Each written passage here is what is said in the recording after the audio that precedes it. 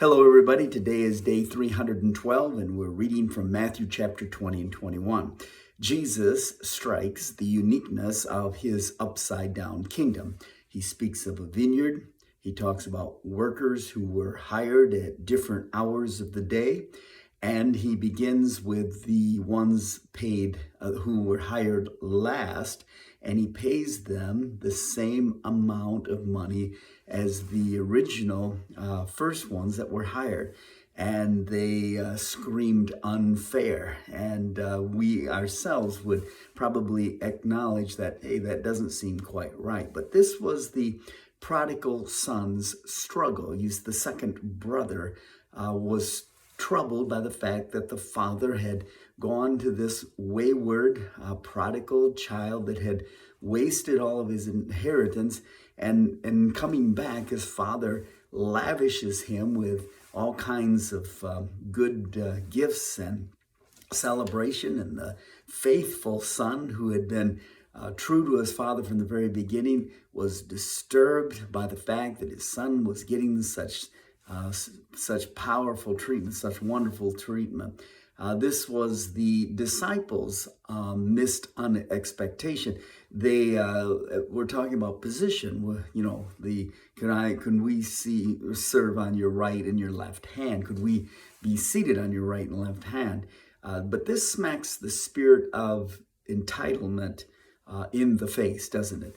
The first will be last. I'm talking about the kingdom of God. The way it's structured. The first will be last. The least will be the greatest. Greatness comes in serving. This is all conflicts with our life and culture and society. In fact, if you truly want to be great, Jesus is saying here, then you're going to have to become a slave. Now, that's the word that is used, a slave, which that's offensive. That's insulting. That would even be brought up. And wow, this violates the entitlement generation, doesn't it? Our demand for rights. It could be the surest indication of the condition of our hearts, the demand to be number one, the demand to get what we deserve, the expectation of our position, and all of this even happens within the realm of our Christianity and our spirituality. It's what happens in culture. Senior citizens expect certain entitlements, fringe benefits as we get older. Families expect that they're going to get a child tax credit and that it's my right, it's expected.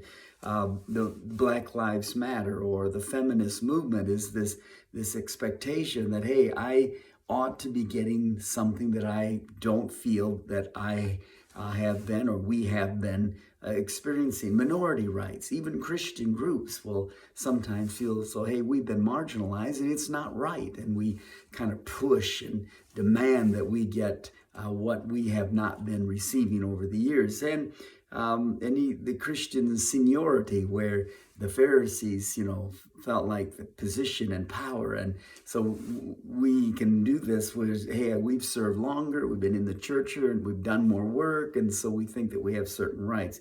All of it points to personal rights and why Jesus placed a child in the midst of them and talks about, unless you enter the kingdom like a child. And think about it, a child really, in the eyes of most people, would probably say, hey, that child is the lowest rung of the ladder. And as some even in extreme views have said, hey, a child is to be seen but not heard. And I think that all of this points to our refusal to suffer, to serve, to be the least. We don't like to talk about it. Even me bringing this up will cause certain indigestion in people, because we feel as though, hey, listen, this is something I believe strongly in.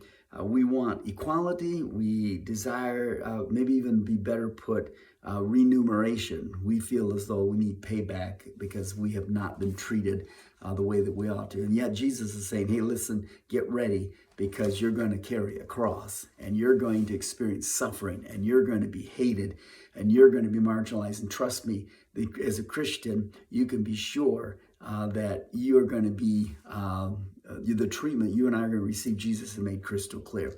Here comes Jesus violently cleansing the temple again. Talk about bringing the house down. He's overturning tables. He's driving folks out. That's not really a church growth principle, but look at the power of his declarations. That's what I want you to see. He makes these declarations, sometimes verbally, but otherwise by the things that he does. When he cleans the house, he declares his house will be a house of purity. When he makes the declaration, my house is a house of prayer, then he says, by the sick coming in and healing them, he's declaring my house is a house of power. And finally, when the children that irritate the Pharisees begin to worship him, Jesus said, my house really is a house of perfected praise. Jesus models authority. He speaks to a tree and it dies. He introduces mountain-moving faith. And then he gives to us the challenge, if you and I have faith, and if you and I do not doubt, and if you and I will say to this mountain, whatever it might be removed, be cast in the sea, it will be done. So there doesn't seem to be any exception clause in there.